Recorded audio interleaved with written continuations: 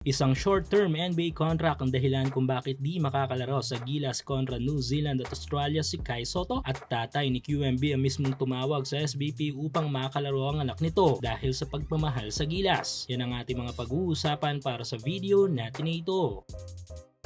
So nito lang ay naging matinding usapin para sa ating national team ang di paglalaro ng dapat ay magiging matibay na sandalan natin this second window ng FIBA World Cup Asian Qualifiers kontra sa Tall Blacks at Boomers. Ito nga yung dalawa nating tore na sina Kai Sotto at Quintin Milora Brown. Di natin maitatanggi na legit na malaking tulong ang maibibigay ng 7-footer at 6'10" all-around bigs na mga ito para sa ating pambansang kupunan. Tangan ng presensya ni Kai at QMB ay tiyak na malilimitahan ng mga inside offense ng mga kalaban at posibleng maging dahilan pa ito ng ating pagkakapanalo sa laro. Pero yun na nga at napabalitang hindi nga daw makakalaro this window ang dalawa. Buti na nga lang last minute ay naihabol pa si QMB ng kampo nito upang makalaro. Opisyal na nga inanunsyo yan ng Samahang Basketball ng Pilipinas. At ayon sa article ng kilalang news website sa bansa na Inquirer.net, base sa source ng mga ito ay ang mismong tatay ni QMB na si Mr. Brian Brown ang tumawag sa SBP regarding sa issue ng kontrata ng kanyang anak. At sinabi nito mismo na gusto talagang lumaro ni QMB sa Gilas at ilaban ng Pilipinas sa international basketball scene. Bagay na numero 1 goal nito bago ang paglalaro niya sa Asian Imports sa Japan. Though nabash nga si QMB nakaraan at pinag-isipan natin na baka nga ginamit lang nito ang Gilas upang makakuha ng kontrata sa Japan.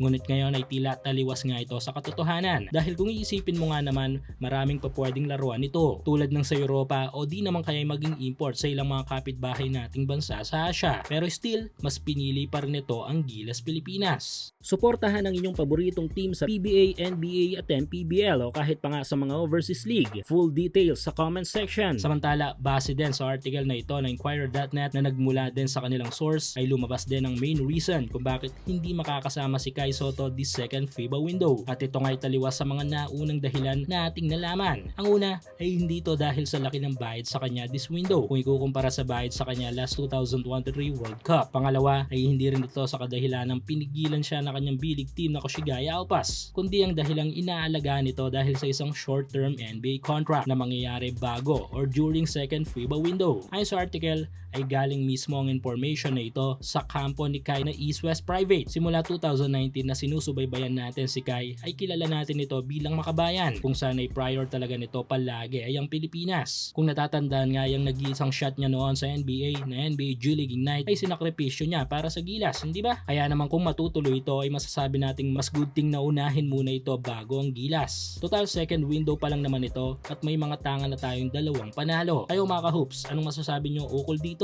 I-komento nyo lang yung opinion sa ating comment section.